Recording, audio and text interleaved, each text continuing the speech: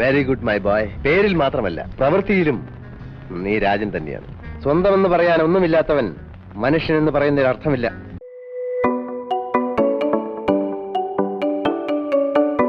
നമസ്കാരം. കൈലി തെറുത്തുടുത്ത് ചുണ്ടിൽ മുറുബീടിയും കാമവും ക്രോധവും പടർന്ന മുഖവും ആർക്കും അടുക്കാൻ ഭയക്കുന്ന നോട്ടവുമായി വില്ലൻ വേഷങ്ങൾക്കായി പറഞ്ഞുണ്ടാക്കിയ ഒരാൾ രൂപം. എന്നാൽ പിന്നീട് അദ്ദേഹം കെട്ടിയാടിയ വേഷങ്ങളിലൂടെ മലയാള സിനിമ കണ്ട ലക്ഷണമൊത്ത അഭിനേതാക്കളിൽ ഒരാളായി മാറി.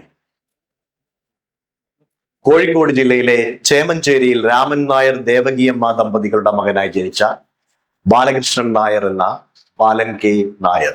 സിനിമ അഭിനയത്തിന് മുൻപ് അദ്ദേഹം കോഴിക്കോട്ട് ഒരു മെക്കാനിക്കായി ജോലി ചെയ്തു. സ്വന്തമായി ഒരു വർക്ക്ഷോപ്പും ഉണ്ടായിരുന്നു. 60കളിൽ നാടകാചാര്യൻ KT മുഹമ്മദ്, തിക്കൊടിയൻ, T ദാമോദരൻ എന്നിവരുടെ നാടകങ്ങളിലൂടെ പ്രൊഫഷണൽ നാടകവേദിയിൽ സജീവമായ ബാലൻ കെ നായർ സ്വന്തമായി നാടകമെഴുതി അവതരിപ്പിച്ചു.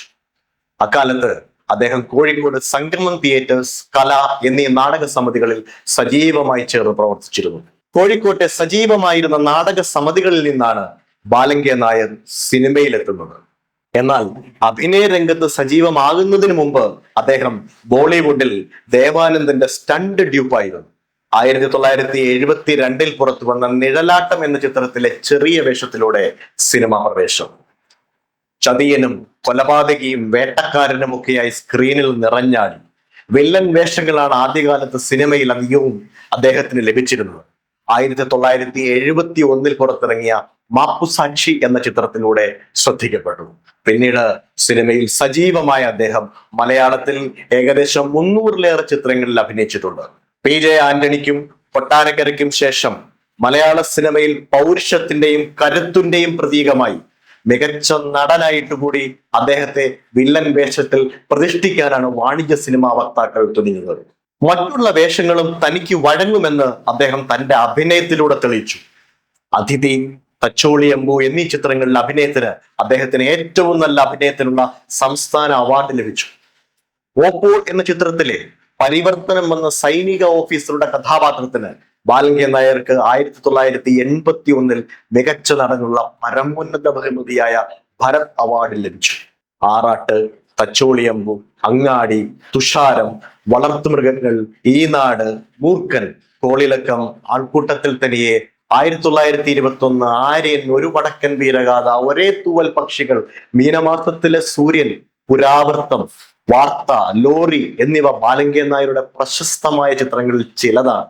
ഈ നാടിലെ സഖാവ് കൃഷ്ണപിള്ള, TP ബാലഗോപാലൻ MAയിലെ നായികയുടെ അച്ഛൻ, ആൾക്കൂട്ടത്തിൽ തനിയയിലെ മാധവൻ നായർ, ചാട്ടയിലെ കാളവേൽ, ആര്യനിലെ ഉന്തുവണ്ടിക്കാരൻ, 1921 വീരാൻ, ആരണ്യകത്തിലെ പോലീസുകാരൻ, അബ്കാരിയിലെ ചാത്തുണ്ണി, അമരത്തിലെ പിള്ളേച്ചൻ, ജീവസുറ്റ വ്യത്യസ്ത വേഷങ്ങൾ, കുടില കഥാപാത്രങ്ങളിൽ നിന്നും നനുത്ത ആർദ്രഭാവത്തിലേക്കുള്ള സ്നേഹവേഷങ്ങൾ, ഒരു നടന്റെ നാട്യസബരിയിലെ മറക്കാത്ത സാക്ഷ്യങ്ങൾ, വെള്ളിത്തിരയിലെ വില്ലനിൽ നിന്നും സ്വഭാവ നടനിലേക്ക് പകർന്നാടിയ നാട്യ വൈഭവം.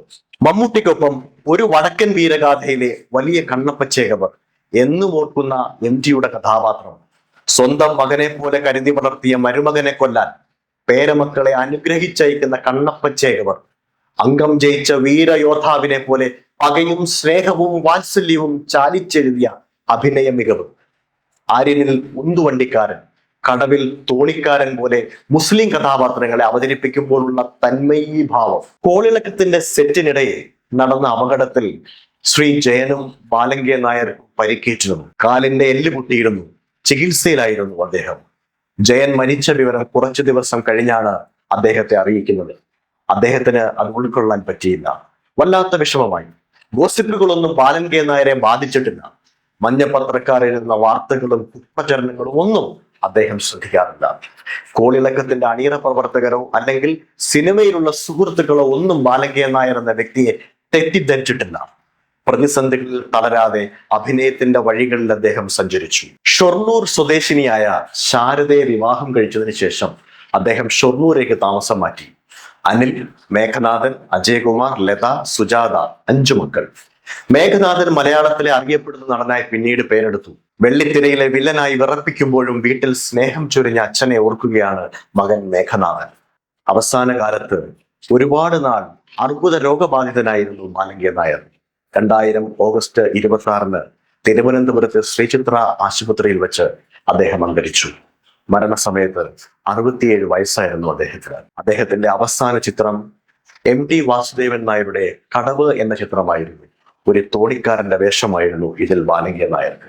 മാപ്പുസാക്ഷിയിൽ മുറുവേടി തുപ്പി ലോറിയിൽ നിന്ന് ചാടിയിറങ്ങിയ ക്രൂരനായ ആ ഡ്രൈവർ അവസാനം സ്നേഹമാമൂളം പകർന്നാണ് കടവിൽ തോണി തുഴഞ്ഞ് നമ്മെ വിട്ടകന്നുപോയത്.